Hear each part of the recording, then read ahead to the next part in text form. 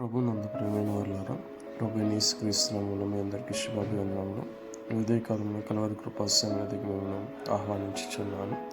ద్వితీయోపదేశ కాండము 10వ అధ్యాయము 17వ వచనంలో, ఏలయనగా నీ దేవుడైన యెహోవా పరమదేవుడును పరమ ప్రభువునై ఉన్నాడు.